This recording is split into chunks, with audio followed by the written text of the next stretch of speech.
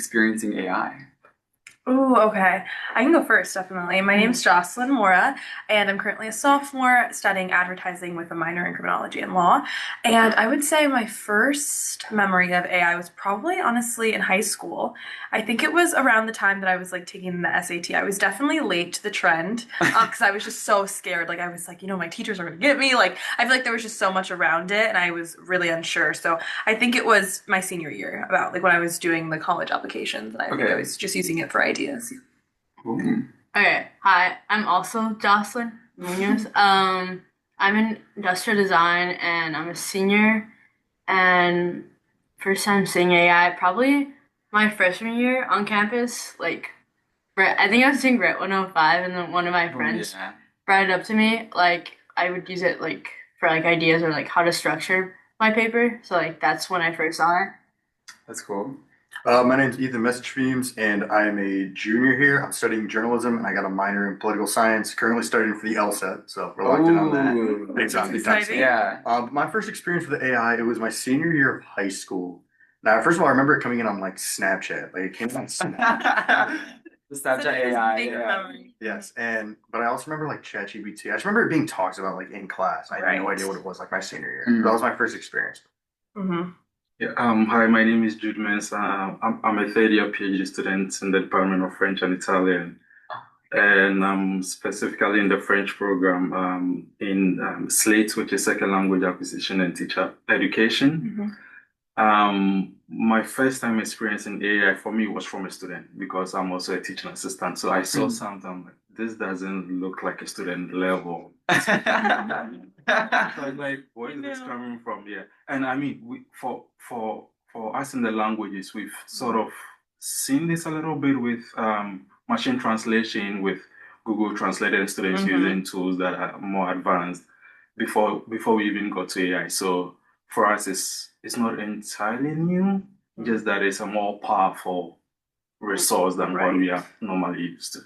Yeah, I think everyone touched upon like different things that I do want to go into in more in depth in the future or like throughout this episode. But once again, my name is Alfredo. I'm majoring in advertising with the minor in communication, and my first time experiencing AI was my junior year, second semester, where I was like in this class called Theory of Knowledge, and like they always had us read this like academic text. And like one day I didn't read it. So my friend Fian, he was right next to me and I was like complaining to him. I was like, I didn't do the reading, like I'm really so behind. Because it genuinely took like hours to read.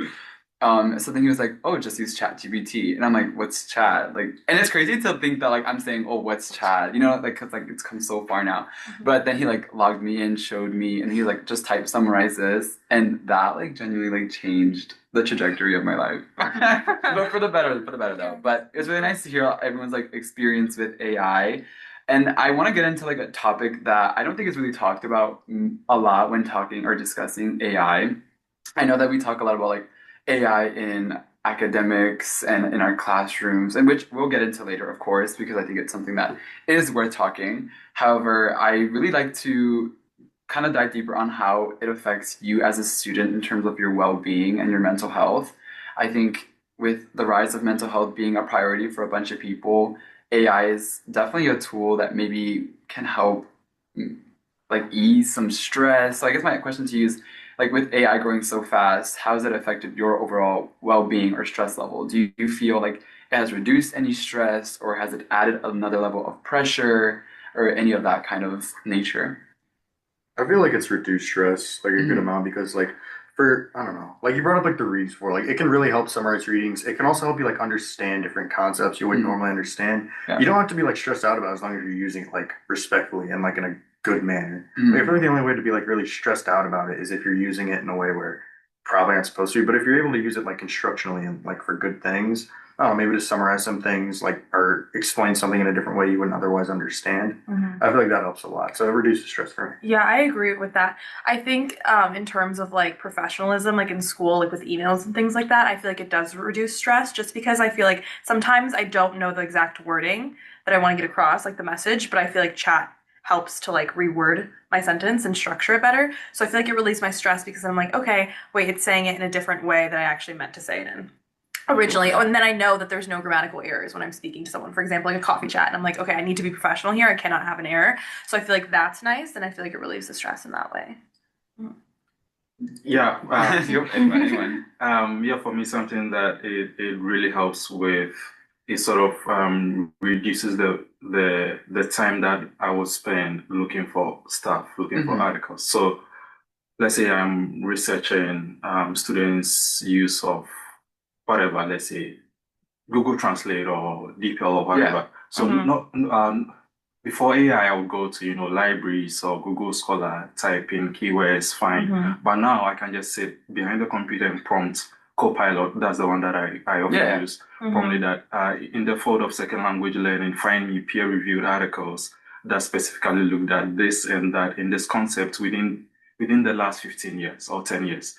And it gives me all the articles with the links to the articles, and they are very fine-tuned instead of Mhm. going through library catalogs and just finding an article and reading the abstract and oh, this doesn't really work for what I'm Mhm. No, trying yeah. to do. So Right. AI makes it simpler for me to find the things that I'm looking for Mhm. and reduces the time for me so that I can focus on other stuff that I Yeah. can't really use those tools for.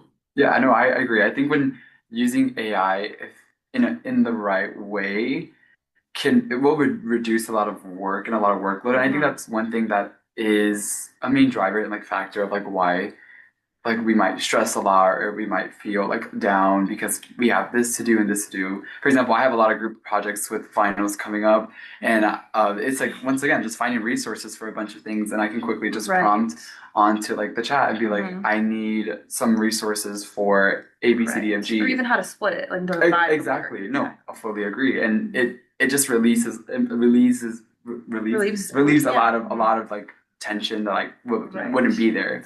Exactly. For me, it just depends on the class. Like, cause I'm ID, so like when it's like a history class or like a writing class, like yeah, it's beneficial when I have it for that, and like it helps me like if I'm studying for a class, I use like Notebook LM. yeah, and like I put like the text in there and it's summarized, and I think it even gives you like a podcast. Like gives you like there's multiple ways. Yeah. That one's like the best for like when I'm needing to study. But like since like I'm ID, like it's like art, so like 3D. It's not good for 3D modeling because it doesn't give you the structure. But like a render and like that, so that it's like Yeah. a little bit stressing when it comes to like jobs because like what if they outsource me? Like, No, I got you. I feel like academically, like it's helpful when it's like a class based on like reading or studying, like for that ways it helps me and like less stress in that case. Mhm. But it's just like No, yeah. I yeah. mean, like since you mentioned about like obviously like we contribute to like learning and academic success, like what tools, like what AI services do you guys use? Mhm. How do you use them?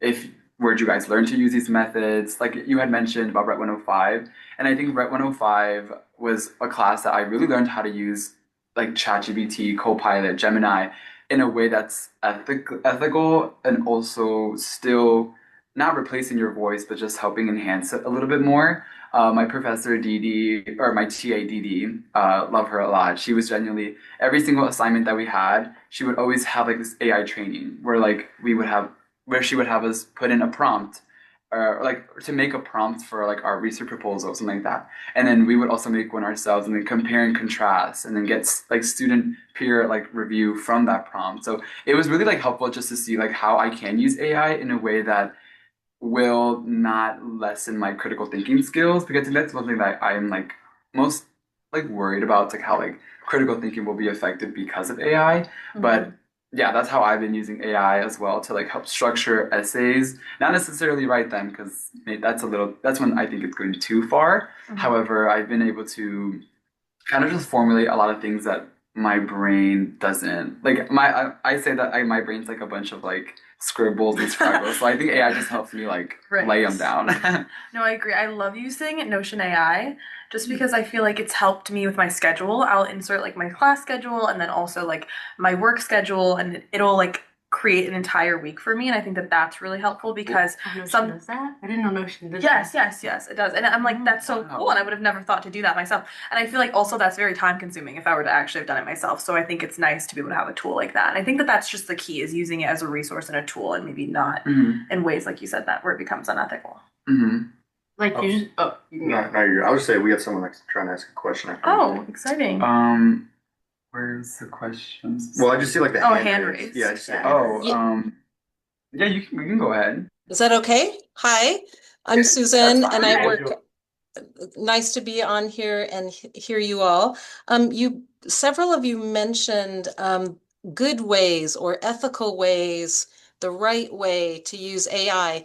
In your opinion, who sets that standard? Is it the institution? Is it government? Is it the platform? Or is it personal? And if that's the case, how do we agree on a universally accepted good use of AI?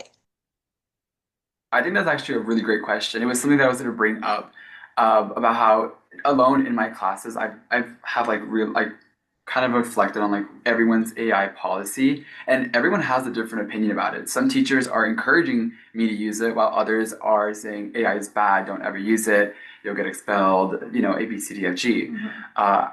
I definitely think that there should be policies in place to protect, for example, since you're in industrial design, creative work, art. I'm an advertising major, and graphic design is something that's definitely like a big thing in my career. So, when chat can just pop, like you could just put in a prompt about making this flyer. Like I would definitely like maybe institutions to enforce that or have policies like that. or like in what ways, in what like subjects you can use them and not. Yes, Right. I I think agree. per major, I think it Yeah. would I be think major. I was thinking very major specific, too. right? Major Because I legal. can imagine for people in engineering and like computer science, I think that's like a completely different world with AI, than people perhaps in like LAS doing English, So I think that Yeah. Yeah. it might be I mean, beneficial. like her question, Susan's Mhm. question about, do you guys think that government should also pose these policies? I think the policies that are going to come up with AI wouldn't necessarily be general. It would be domain specific or Okay. major specifics. So, for example, the way language learners or let's say students in the social sciences or the humanities would be ethically allowed to use AI wouldn't necessarily be the same as other people in different fields would use the tool because we have different goals, we have different things that we are Right. measuring, and so we can't have a general thing across board. It's going to be very specific based on what we are trying to achieve with the tool and what we want to learn as students individually. So a general thing I think wouldn't really work, Yeah, but no, I maybe agree. something more specific to. I think even having like maybe conferences with every single department and making sure those professors abide by those rules, because I think right now it's just there's too much flexibility, and it's like every professor's syllabus looks so different right now. So then how does that reflect on the students? Because then I think it puts stress on them and not knowing, okay, is this teacher okay with this or is this teacher not okay with it? But I also think it kind of comes in terms of like you said yourself, like putting restrictions on yourself. And I think that I'm huge on integrity, and it's like I feel like personally I wouldn't want to be unethical in my writing just because I feel like I hold myself to a certain standard, but I know that other people may not feel the same way. And so I think that that's where like the flexibility and like I think it becomes a little bit scary. Yeah, Andrea had commented, Andrea Bowen, excuse me if I'm pronouncing it wrong, mentioned how with speed of how like AI is growing, like policies might be adjusted on an ongoing basis. And I think that's totally accurate. I think this is like a living document, let's just say, how AI a second ago is not as advanced as it is now. Do you know what I'm Right. saying? Like, Yeah. it changes so fast. Right. I think it's also so interesting to think of like the environment as well, because I know it's not good for the environment. And so I think maybe our school also understanding that and like taking that into account and how that may be affecting a lot of the majors too, who are like dealing with agriculture and like how that personally affects them directly. So I think I mean, like, I taking want that to go into back to account. like the things like how you said it's not going to be a general, more specific. I know like how is it for you in like linguistics, like AI and all those troubles versus someone who's like in industrial design where like maybe you have a lot of math and it's easier for you to use like AI to like help I don't know, like do you Yeah. do math? Like It's like, sorry. what do you do there? Like, you could use AI for like, say, you have to come up with like a product idea or like be like, oh, what does this person have like a problem with? What do you think? What product could be better made for it to be like? You can put that into AI and ask so like ideas for like a product. You can use it in that sense, which isn't necessarily bad. You're just asking for where you see a problem and where like I can like help solve that. Hmm. It like more becomes an issue like there's like I think Adobe now it has like AI like where you can Yeah. like generate an image, which is Mhm. like kind of like how like the graphic design and like that aspect where that becomes a problem like because then it's like you're like outsourcing like at that point why even have Adobe like the suite when you're just gonna Like, be yeah, using yeah. so What you mean. Right, and paying for it. yeah and it's easy mostly like for getting out ideas or like how I want to set something up or if I like put it in my image and I like want critique I that's like a way I would use it like because if I'm putting my like SolidWorks and I want it to be like oh do you think this could be like done better do you like the shape or model but at that point I could also just ask somebody like do I really need to be asking like the AI if they like it Mhm. and like the negative part about it is if like AI uses like art that's already used or like graphics that have been used, so like they reuse that. So like the more it's just outsourcing like what's already out on the web. So do you So see a lot of repeats and everything? Is that what you're saying? Like you see a lot of repetitive things? it's yeah, it can be repetitive and And not also giving credit, right? Like, yeah, they don't give credit. So it's using like Mhm. people's work that Like producing is like its own kind yeah. of. So it's like not giving credit for like Right. that. You're just reusing what's out there and not doing your own thing. So that's like not great. Yeah. How do you view it in like the Department of like linguistics in your area of like expertise? Yeah, so I mean, there are still discussions about this, and we don't have like a clear-cut policy on how these things should be used. And so, in general, there's sort of people are leaning towards if you are using it, then it's what's it called? Academic integrity violation. Yeah. Mhm. So that is the general thing. But something that the professor that I work with her name is Rose, Professor Rose, and something that she said is that with AI we should consider it as co-pilot, borrowing from Microsoft. Yeah. Yeah, Microsoft. It should be a co-pilot in the sense that I am the one driving, I am the one doing the work, I and agree. you are my assistant in that sense. So you don't take over what I'm doing. I You agree. should just help me do what I'm trying to do. So Yeah. I am still in the driving seat and I'm taking control of everything that I'm doing without leaving everything to AI. And I think that should be the future of these tools that we are discussing because AI is here to stay, whether we like it or not. So we should Mhm. find ways of using it ethically in a way that the person is still the one in control of everything and is making the I final agree. decisions on how we are using these tools. Yeah, no. Over last semester, actually, during the spring, I'm part of the American Advertising Federation here at the university, and I went on this like advertising immersion trip, and I got to the chance to visit this advertising agency. It's called TMS, and when they were giving their company presentation, towards the end, they had a section about AI and like the future of AI in advertising and in general as well. And their AI coordinator director, whoever he was, um, he kind of mentioned how at least in this generation that we're in, our jobs won't be taken. However, he did strongly encourage that we learn how to use AI and learn how to like how to just be a master at AI because that's what is ultimately going to be something that like is going to affect our careers and after graduation. There's actually a question about do you guys have any concerns about how AI will impact your career options after graduation? So I kind of want to know what you guys feel about that. Being a journalism major, I feel like there's two different ways you could look at it.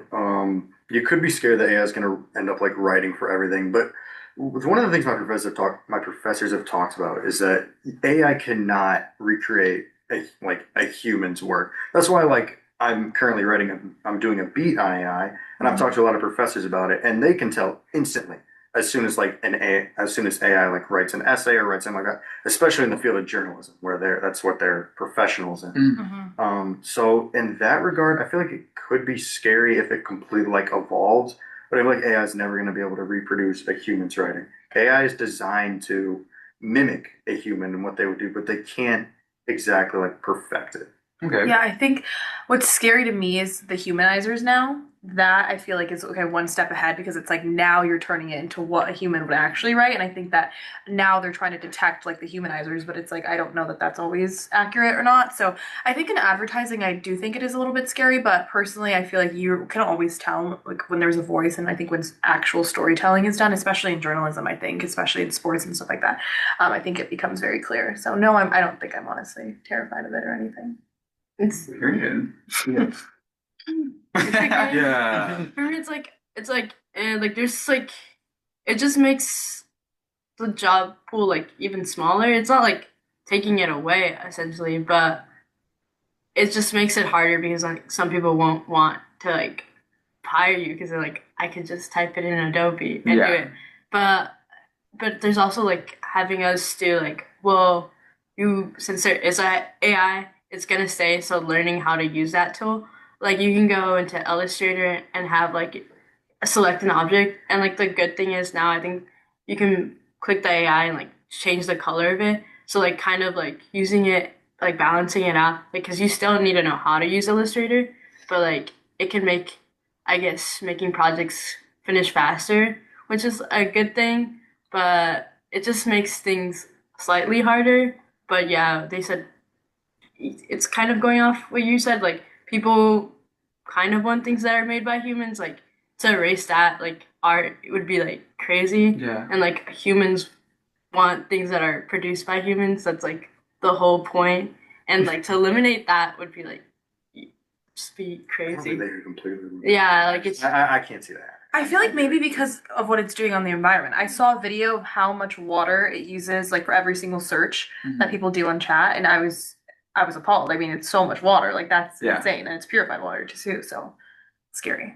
I just feel like with the human aspect is like I feel like people would want something real. Like I just think because we were talking about it, and like yeah, AI is like a thing, but like with like it growing, I feel like it makes people want things that are like real and like just being like real instead of Yeah. like something that's fake. I mean, I think that also with a question that was also asked in the chat about obviously we didn't have AI in middle school, but now the younger generation, like my little sister who's 7 years old, like they have generative AI. So how do you guys think that's going to play out in the future? They had asked if you had today's AI tools in middle school, how do you think that they would have helped you and how they might have hurt you? Oh, that's Crazy. oh wow. Middle school would be rough. It's honestly something I feel like I've never thought about. I haven't either. Wow. I mean, like I just look at my It'd little be so sister once different. again, not to sound like a broken record, but like where she's in second grade right now, and like that's like Your brain's developing. yeah, your brains are developing. I think educators are insanely talented in what they do for teaching Mhm. and for helping for the next generation Right. to grow. So the fact that there's these AI tools that now students can just AI an essay Mhm. or pass like a class just using AI and not really learning anything, Mhm. it does scare me a little bit. I feel like when you look at like middle school, there's going to be a significant difference between a middle schooler's essay and something that AI is going to write. Like I got a little brother, he's in seventh grade, Right. and for one, like I know he doesn't use AI. Like I know that, but in the sense of like being scared of like how it's gonna like I feel like in other ways that it could, like you said, the brain's still developing, it could Mhm. affect like development things. Mm. But I feel like they got to be like super strict on that, and it has to be so easy. I would feel like Mm. if you can catch a college student's like essay or like something like that, or like work, I feel like it'd be easier to catch like a middle schooler as well. But I guess it could go away from Right. writing and just like answering different questions. I guess the scare comes from how adaptive these AI bots are. I For gotcha. example, once like I just start like feeding it a bunch of things about like let's say like a class, I'm like, oh, like I'm doing these readings for a class, summarize it. After a while, it starts learning that I'm doing this type of work, and then it even suggests to me like, oh, do you want me to put this in the same academic writing as that? Or do you want me to put it in your own and like the Mhm. way that you write? So I think that's Yeah. like a way, like obviously like AI is going to be continuously growing. I don't think it's ever going to stop. So it's like will it eventually get to a point where like it'll be like a middle schooler is like writing, quote unquote, let's just say. Yeah, I think this like with students using it in the middle school or wherever, it still comes down to how are they using it. Of course. If it is just do the work for me, then that is bad because they are going to end up not developing any critical skills or writing skills or whatever. But if then they are using it in a way that sort of the AI sort of scaffolds the task for them, then maybe that is a better way of them using it, and that they are not losing any potential of developing the skills that we want them to develop at that age. Because when if we are being honest, the students that we have in college right now and in middle school are digital natives. That is like they are born speaking the language of technology. So that is a competence that they have. So we need to find a way of developing that competence instead of saying, no, you can't use this, you can't use that. Let's find ways of how can they use it appropriately and ethically that still supports learning and not it being detrimental to their learning. I also think like human nature is like the more you're told you can't use something, the more you want to use it. So I think telling little kids that it's like they only want to use it more. So I think it's almost making them unaware of it might be better. But also I think when I was in middle school personally, we had this thing called Go Guardian, and it was a tracker on all of our Chromebooks. And so they could visually see everything that we were doing, the websites we were accessing. So I think maybe if they're accessing that, then it's like, okay, you lose your privileges, for example. Because I also think right now everyone in college, like we have the fundamental skills. Like I think we're the last generation to, learn how to do subtraction, division multiple ways. And I think that that's honestly like ingrained in all of us. And so I think everyone doing a variety of majors, like we have a certain skill set that is just from childhood that I just think that they're not going to have and they're going to lack. And I think that's going to hurt eventually the job force one day, which I think is scary. There are many good questions that are being posed on the chat as well. Things that we've mentioned before, so we can kind of circle back to like the stances of AI.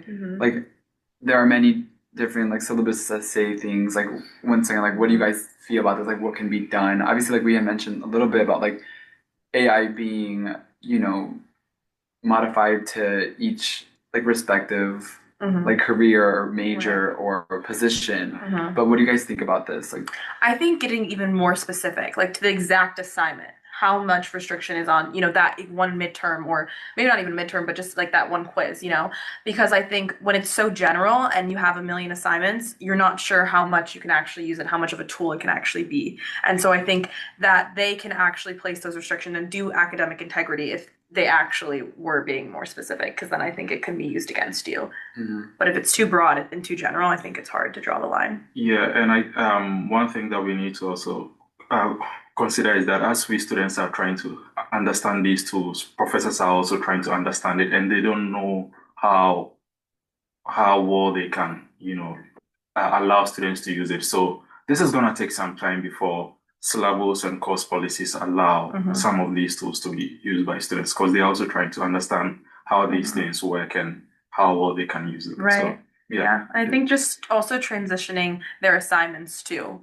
I think making them new and innovative to the times that we're in, because I think if you have the same midterm that you had, 3 years ago, like things are different now. So I think just evolving with it too. I mean, I think I like to like view kind of like in situations. So like if AI were to disappear tomorrow, what part of like your guys' academic routine or any of like that sort of like things that you guys do with AI would like fall apart or kind of like, make it a little bit more harder?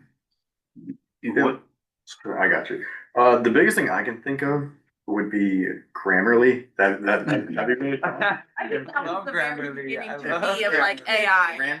If Grammarly left, that would be really difficult. That's the biggest impact it would have on me is like just basic spelling and punctuation. So like I'm pretty good with it. Like I'm normally really good with it, but grammar like helps like fine tune everything. That's immediately where my mind went to there. Right. Yeah, that is a huge one. I feel like for me, like citations, kind of random, but I think it saves so much time. And Like- also being able to ask for more sources, different sources so quickly and so fast. I mean, that used to take me so much time. And to put it in MLA, you know, and like change the formatting, like Yeah. that's so nice. Mhm. I used to have to go to like I think it Purdue helps, yeah. and like, you know, Easy. yeah. That's In- outstanding in high site. school, Outstanding. yes. And I feel like now it's like I don't get deductions on that because I know it's accurate, you know. Boom. I'm able to fact check What- that. Yeah. There was a really good question that was posed about from Janie Lee about, does your personal learning goals for a specific course or assignment influence the way you utilize AI? Like, let's say you're just taking a gen ed course. It's literally nothing, like it's not useful for you. Are you going to value using AI more in that class because it's like oh, I'm not even like learning that class versus like one of your fundamentals, like principles of marketing that like we would have to take. Like, how would you guys decipher when to use AI, when to not? I think it's different when depending on the class because some being fully online, like I think most of the gen eds tend to be easier sometimes online. So I think that to me seems a little bit more like it could be a little bit more AI focused for sure. Just because obviously I feel like you would think it's less checking when it's like an online class. And then in comparison to like a class where it's a discussion, you know, and you're constantly doing presentations, it's like how would you really implement it in that? So I think yes and no in a way. I don't know. I think that's a hard one, definitely. Yeah. It really comes down to the class, I guess, and the different ways that you can utilize it. But I also think like throughout the semester, I think you get a feel for, you know, how much you can and cannot use it, like we said, because there's not really, you know, an exact conduct. So I think sometimes it's not, you wouldn't even know until you actually took the class and then you were midway through, I think. It's hard to get a read on that when you're just I mean, like, have you guys initially. taken a course that you guys were just like, this is like obviously gen ed requirement, but you were like, I'm putting a lot of work into this class. I could be using AI to like just make it go faster. If that makes sense. Like, have you guys ever thought I that? feel like you always have that like in the back of your mind, like For yeah, sure. I know why. Sure, yeah. It's well, first of all, like you're not gonna learn anything that way. Yeah. And I'm paying to Right, we're to be paying here money. to learn. Yeah. That's so true. Yeah. But yeah, I guess that thought like does creep in like from time to time. I'm like, yeah, like I'm busting it for this class that really isn't like a part of my major, just for gen ed. Like I guess I can see how that thought would like creep in. Yeah, just like you said, I mean, I think sometimes we as students don't realize how much we are paying for the courses we are taking. So if you're gonna pay this amount of money and just use AI to complete something and not learn anything, then what was the point in taking the course to begin with? Exactly. Yeah. So if you're gonna pay that amount of money and not learn anything, it's like you are doing a zero return investment On yourself. something like that, On yourself. So Yeah. True, yeah. you don't want to do that. If you are paying for it, then you might as well then. Right. And I think a lot of AI stems from just like a sense of laziness. Like I think people hate to admit it, but it's true. And I think also it comes from like a place of privilege, I think a little bit. You know, people don't recognize like how amazing it is to be at this university and how many people you're competing with, even just to sign up for that class. Like a lot of the classes get full so much. So for you to just take someone else's spot, but then not actually be learning, I think is wasteful. Anyone else have anything to say about that? I would like, for me it varies, like especially like if it's like because like my classes are like longer, so like my classes are like for my major, they're like almost 3 hours long. So like a gen ed, like I use it when like I still have to write, like I think I took a severe hazards weather Other course. class? Yeah, Oh. but I still have to like The online one? yeah, The I still online had one. Yeah. I still have to watch like I still have to watch the videos and notes. So like I still had that, but I like would put my notes and be like, hey, or like I would make it go over it because sometimes they'd explain something and like I don't get what they mean. So like I'd have to ask, be like, what did they mean by this? Yeah. So like I use it for that because I sometimes like the videos I was like I didn't understand.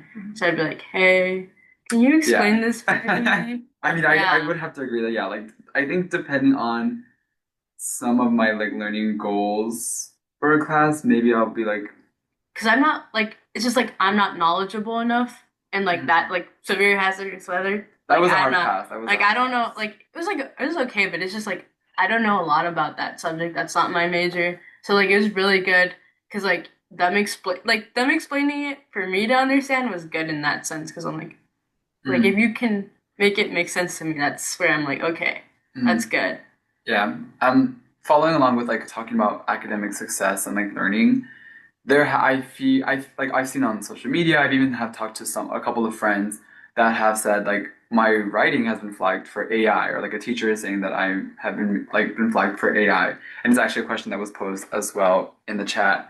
How do you guys feel, or how do you guys, yeah, what are your thoughts about how Mhm. that is like being handled? For example, like a teacher putting it onto like an AI checker, using AI to check AI, or like I don't know what systems professors, teachers have, but like what would you guys do in a scenario where like you did write this essay, you wrote this paragraph, but they're flagging it for AI? If genuinely you wrote it yourself, then just challenge it. Okay. Yeah, Yeah. I was thinking the same. yeah. If you know that genuinely you wrote the paper yourself, then just challenge it and say that Mhm. you don't agree and that you wrote this paper yourself. Mhm. Yeah, and then it would go. I think there's a committee for that, or yeah, there's something for it that I can recall. Yeah, but I think it's so interesting though because I've seen a lot of people get scared of now using em dashes and like semicolons Mhm. and that Yeah. being a dead giveaway of AI. And so I think it's hurting majors, journalism majors, even Like in English, in one of my English major. friends, she's like, I used the M dash, and like I think a professor told her, "Oh, you're using AI." I'm like, "No, I'm using an M dash." M Like, I think they don't Yeah, realize that yeah. that's just a part of being like literate and like Yeah. being able to write. And like, and there's incredible writers at the school who have known how to use em dashes before AI Yeah. even Mhm. existed. And so I think it's hurting those majors in particularly. And so I think now it's important to like be able to evolve with it without feeling scared of like now I can't write to my fullest potential because that could be seen as AI. And also, like, aren't those like the checkers, like they're like not accurate? Like, how can you really tell? Like, Yeah. yeah. Sometimes Right. I sometimes Yeah.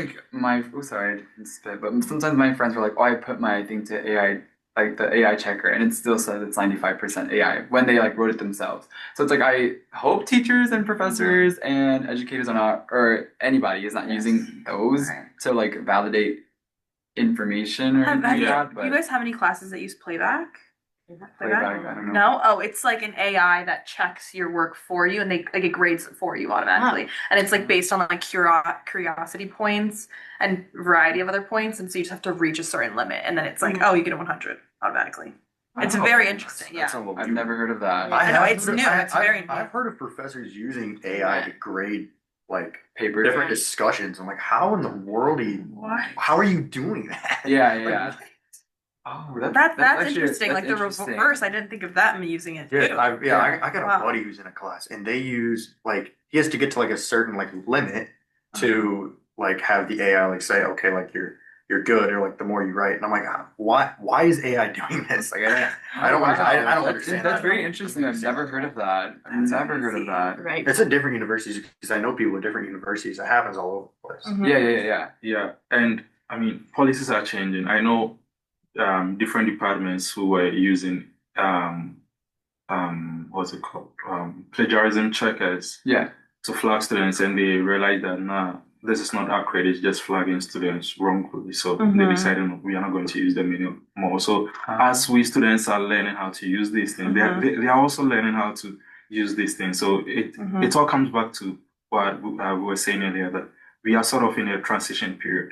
That students are learning, professors are learning. So it's gonna take some time for all of us to sort of find a middle ground of saying, okay, this is how we are going to use it from this point. And it's kind of like how you're saying that you're a TA, so like you read a paper and like if you know that student, you know what type of work they're being able to. So it's also kind of on the Yeah. you need to know like. So then, will you where- flag it possibly? Yeah, How does that work? For us as language teachers, we don't have those large classes. So we have Oh. 20 marks. So 15 students, 17 students. I have a good idea of where every student is at, because sometimes we write in class and I see what you are writing, so I know what you can do on your own. So if I see something that is way above, and sometimes what these AI tools and machine translation tools in general does is that they are using probably tenses that we've not covered in class. Yeah. Probably not even in that class, like in let's say you are in a first semester course and the AI is using tenses that we're doing a fourth semester course. It's definitely not you writing. So when we see that, then we have to submit a report what's it called? Academic integrity report or something like that. Yeah. Mm-hmm. Yeah, then they take it on from there. Yeah, like I think it's easier when it's like a smaller class because then you like you know those Yeah. things and you can say like that's Hmm. when I can be like, okay, you know what your student writes. You know how you're sitting. Yeah. Yeah, no, rightfully so. I think there's a hand raised. I wasn't able to hear it, but if there's a hand raised, you can go and unmute. Okay. Oh, yeah, very insightful conversation. Thank you to the panelists. My question was about the environmental concerns that were mentioned several times, and whether you, for example, it deters you from using AI, knowing that it can be detrimental to the environment, and what solutions you see around it. For example, would you be willing to pay more for every time you used AI to help with you with homework or things like that? Just curious. Thank you so much for that question. I think as I have a couple of friends who are environmental engineers, and they any single time when they see me like pull up like chat, they're like, "Hey, you're killing the environment," and then I ask them like, "No, seriously, like talk to me about this. Like, what? Like, I'm not really educated enough in that area." So as they talk to me, it is obviously like you had mentioned all the waters, like the clean water that is being used to not let these systems overheat. So I think that as right now it's a conversation that is being held and among everyone. However, because it's not like you don't really see any effects now, people are not really going to be doing anything about it. It's not until when the world is already ending that's when people want to start doing things. So I think it's good that we should educate ourselves now about what AI is doing to our environment and then place policies as well. Like I like you had meant like how he had mentioned about paying extra. Like I think if you are going to be using AI, maybe a subscription. Like maybe AI systems shouldn't be free. I don't really don't know. I don't know about Yeah, that. I think That's maybe like even the more at but I think it's interesting because I don't think AI itself would ever like address these issues, obviously, because it would be detrimental to them. But I think it's very interesting for a university to maybe address those issues and maybe see how they're like counteracting that in a way in some other department, or perhaps I think just addressing it would be helpful to every student because I think at the end of the day we're all trying to recycle, and whether that's in our dorms or certain majors or planting things in gardens on campus, and it's like we're doing all of this, but then at the end of the day, how many students just searched up today, let alone, and are hurting the environment. So I think it makes me in my day-to-day life feel kind of I don't know, a little dumb just because I'm like, okay, why am I recycling if someone just searched up 5 times, some dumb question that they didn't really need the answer to. So I think it makes it feel a little bit counterintuitive and Yeah. Yeah. effective. And also, what I think is that we normally see that there are, using AI comes with these negative impacts on the environment. But what do they actually mean for the students? I mean, people have heard it, but do they actually know what that impact is? Maybe if we have these conversations and show them how it is actually affecting the environment, Right. then people will start reconsidering how they are using Exactly. the AI. And if I truly don't need AI to do what I'm going to do, then Right. I won't use it. I think our school should implement classes on that. Like and maybe make it a requirement. Yeah. You got to take one class on AI and the things that's doing to our environment. In your 4 years, perhaps. I think Graduate. education Sure. would definitely go along with it. Exactly. Or even just like having lectures, held in dorms, and it's like your RA can make sure that people are attending them. I don't know, implementing something like that I think would be important. Just getting the information out. Yeah. I think like a class requirement would be good. Like I feel like you need to take. I feel like that would get you more engagement and that like you're forcing people to learn Right. and know. Like I feel like that'd be like a good implement. And just useful also like in the job force too. If it's taking jobs, then it's like we need to be better informed as students. So I think a little bit about. I mean, I know we've talked a lot about a lot of like the scarier things about AI, and I do think that there are some positives that can be taken away from AI. So I guess I just want to pose a question like, what's something that AI has helped you understand something better, or like a new concept, but not just like finish faster, but like learn. I'll give an example. I was new to advertising and a bunch of like the software that they use. And I was trying to look on YouTube, like how can I learn how to use Adobe Premiere Pro or how would I use Canva? And a lot of videos were just like a little confusing for me and outdated as well. So I did go to chat and I was like, can you help me learn how to use Adobe Premiere Pro. And right there, then it like gave me like steps. It kind of like taught me like what this button does, and then I would ask, what is the button that looks like a triangle, but then turns into like this tool. So I think that's something that I've been able to get out of AI. That's something very helpful and something that like is a career skill that I've learned using AI. I've used it a lot. Like I said, I brought up Grammarly. I've used it a lot for punctuation, ways to use it, different like formats, what to like capitalize things like simple stuff like that. But I feel like the main thing is citations. Like citations are Yeah. so like it's like because there are so many different, whether it's a book, whether it's an article, whether it's on online or a website Yeah, yeah. or like a physical like newspaper. I feel like citations have been a big help for me, and that's mainly the way I use AI. So I don't really use it hardly ever because of my journalism major. I'm taking 4 journalism classes right now. So there's really wow. no reason to like use it because it's not a whole lot of like I feel like the only reason I would use it would be like to summarize like some readings I don't understand. Yeah. But in the ways that I do use it, like citations have been really helpful. Yeah, for me, I don't use it for like my coursework or anything, but I use it for finding papers, finding journals that I need to Mhm. read and yeah, get on with my research. Like when I'm doing what's it called? Literature review and I need to find publications Yeah. around the thing that I'm looking at, yeah, then I use AI to find those articles. Yeah, I think for me, during the internship process, I think it's been so helpful in like finding background on these, Fortune 500 companies. And it's like, I don't have time to, be able to really go in depth. And so I think it's able to do that for me. And then I'm also able to ask questions back and forth. And so I think it's helped me in the interview process with asking those behavioral questions and being able to go back and forth with it and just practice and pretend it's like a mock interview. Yeah, no, I like that a lot. Yeah. For me, I'd like agree with like summarizing. Like I have like some that are like 40 pages, and I'm like No. they'll be assigned like Yeah. on like a Sunday, and then I need it done by like Tuesday. So like with that, like summarizing, because they're not like it'd be fine if it was like a simple reading where like okay I can comprehend it, but it's like sometimes it's like complex. above Yeah, yeah. my Sometimes level. you can't understand it. Yeah. Yeah, no, I agree. We do have a question by Courtney. If you want to unmute. Sorry, I don't really see the hands being raised on the screen, so I apologize for that. I'm sorry. So I want to start by commending you all for having this conversation with us. It's so valuable for us as instructors, but I also think it makes you, all of you who are participating, very employable. The fact that you are able to have this conversation, that you've been so thoughtful about AI. So I've actually felt more hopeful about the future generations just from having this conversation with you all. I noticed at the beginning that you all talked about how using AI reduced stress. And I want to encourage you all to reframe that and that it's increasing your efficiency, right? You're professionals now. So I want you to think more about efficiency.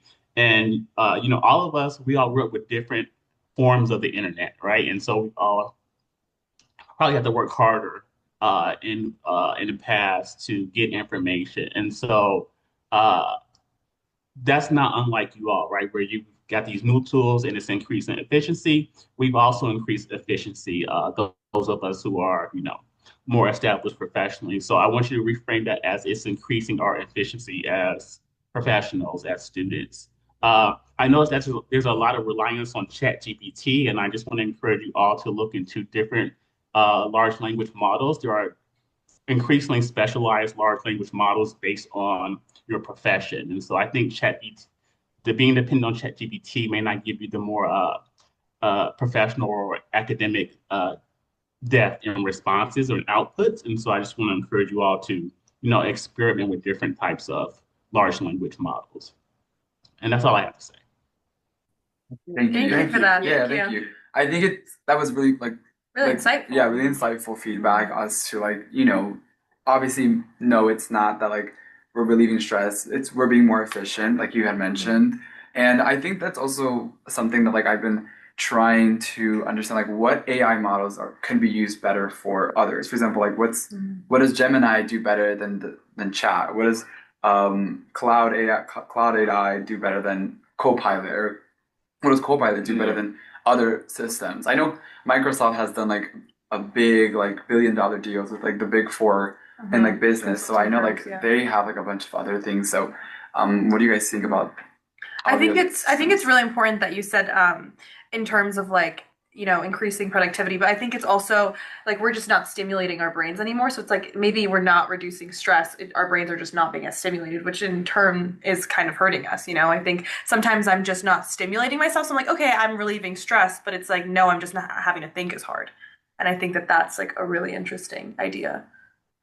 I've never thought about it that way before. That's really good. I like what you had to say as well. Mhm. Like, I don't know, like, yeah, it does increase our efficiency, not really as much as relieving stress, but it helps us get things done faster. But we can kind of switch it to like it. I feel like it makes it easier to say like we're relieving stress, but really efficiency Mhm. is it. But I also Yeah. think it's like hurting those actual conversations. I think when we were in school before and we didn't have AI, it was more conversations were being had, and it was you were questioning your neighbor if you had a question, about an exam. And I think Yeah. now we're just relying on obviously AI, and I think we're losing that human interaction that I think is really important in the classroom. Yeah, and even like other major skills that we need. So, for example, if I use let's say ChatGPT to Mhm. to summarize an article, Mhm. I'm sort of losing the ability to just skim through an article and Mhm. find the key things that are being said in the article and just Mhm. go with that. Now, Right. now I am only using ChatGPT for that. So over time, I might lose that ability to be Mhm. able to just go through an article real quick and find the things that I'm specifically looking for and not go into reading everything if I don't Exactly. need to. But I also think it's something that like professors are also noticing too with people going to study hours, and office hours less because it's like the questions that they would ask in person now, it's like, okay, let me just be more efficient and ask it on my computer because it's easier than going and finding the building, going to the classroom and taking an hour to do that. So losing that interaction with the professor too as well. No, yeah. Also, like relying on, because they brought up like relying on ChatGPT Yeah. might be the best because also AI doesn't always provide you with correct information. Like I know you Yeah. can find sources, but sometimes it gives you like Oh, yeah. totally rough. Oh, yeah. Oh yes, like Yeah. they're so fake. And Yeah. Wikipedia too, I'm like, okay, come on. Yeah. I know better than to do Wikipedia. Wikipedia is wild. Exactly. So it's just like, how trustworthy is it? Yeah, at the end of the day, you're supposed to be very, very critical of what AI is giving you. Of course. So I'm not gonna mention the school, but I was checking a friend's work and she was like, "Can you check my citations for me?" So I copied the name of the article and put it in a citation machine. Mm-hmm. The first one didn't pull up any article. I'm like, okay, I'll come back to this. I did a second one, nothing. The third one, nothing. I was like, this is weird for me to put in three articles. Yeah. And and it nothing's not coming up. Yeah, that's I'm like, weird. where did you find these articles? Let's go that route. And she was like, I use ChatGPT. I'm like, you can't do that. Yeah. Mhm. ChatGPT just cooked up information for you. So these are not legit articles. And Right. we were supposed to submit the paper a day after that. I don't know how she figured that out, but But that is she what did happens it. when you decide to just rely on AI to do everything for you Mhm. without checking what it is actually giving you. So Right, exactly. yeah, we need to be critical of how we are using it. Exactly. And I think it's important to challenge the AI. Oh, yeah. Ask those questions like, where did you get this from? Where did this derive from? When was it actually published? Be curious, and I think it will prevent errors like that. I think if you use Google, like if you use Google now, there's like already like an AI prompted thingy. I think I forgot what it's Yeah. called. It's Or at the called- top, I've been Yeah. seeing Yeah. that. And I think sometimes like even that like it's inaccurate. Like Yep. you have to like you have to look in like in search and like be thorough about it because like that's like not even correct sometimes. Mm-hmm. So Yeah. like there. It's true. I mean, bouncing off with what Courtney said, another Nathan had mentioned that it would say I would say it would also be worth to be careful about the way we use terms like AI, chatbox, LM. Okay. He's saying that it's not AI that's the cause of the environment effects. What we're talking about, it's companies like OpenAI and Anthropic. I think that's how you pronounce it. I'm not really sure. But those are the biggest companies that obviously I see that have AI. So I think once again, education is something that's really Mhm. important and something that it's always going to be something that's like going to be necessary to Yeah. understand topics. So yes, like and understanding that. It's you kind of know, hard because like yeah these like because these companies are like producing that. So even like if you do put like a subscription on that, like would those companies just be like capitalizing off like just people? So it's like yeah I can understand why you'd want to make a subscription, but also it's like it's still kind of like negative. Like Yeah. it's like a lot of like things you have to look into, and it's more like for the government to put like implements on those companies, seeing like how much they're doing with that and like the restrictions and like that's kind of how I view it. Mhm. Like, yeah, it's us, but also it's like those companies that are doing, like, you need to put like a harder like restriction on them and like what they're allowing for users to have access to. Yeah. No, I really appreciate that comment because I think even myself, like I am not the most informed person, but I think that's also because I'm not utilizing it to its fullest capabilities. Like I personally Same. don't want to, and I don't really want to know about it, even though I know I probably should because, like you said, it's taking jobs and things like that. But it's like I think the more I know, the more I would be willing to want to use it. And so I feel like the less I know, the less I'm like, okay, I don't actually think this could be as helpful. I think when you know the full capabilities, then I think you're more enticed to want to like use them. Yeah. Well, I really appreciate like all of your insights and everything that you guys have been giving to this panel. And I really appreciate everyone who has commented and asked a question. Just something to close out this amazing session that we have had. I want to think more realistic in a way of what can students do or what role can they play in shaping how AI is used on campus? Like I would love to give a question of like what can we do in like the world? Mhm. However, I think we should like look obviously more local. So let's just say how can we how as students help shape the use of AI in our campus?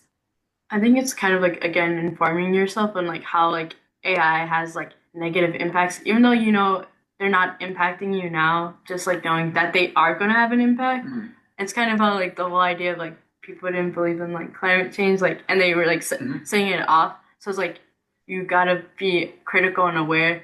Like this will probably have like the same impact as like that, and if you're not gonna do something, like it's gonna have a negative impact. So either like limiting yourself or like trying not to use it, or like if you are like just being resourceful and like actually like mindful in the way you're using it is like how students should use it. But Yeah, no, yeah, yeah. Absolutely. Aware is the first thing Yeah. in mind. You got to be like, just like you said, you got to be aware of what you're doing. You got to be aware of the effects by it, not only on the environment, but on like yourself. And I feel like the one thing that everyone has got to remember that we discussed earlier, it's like you're paying to be here.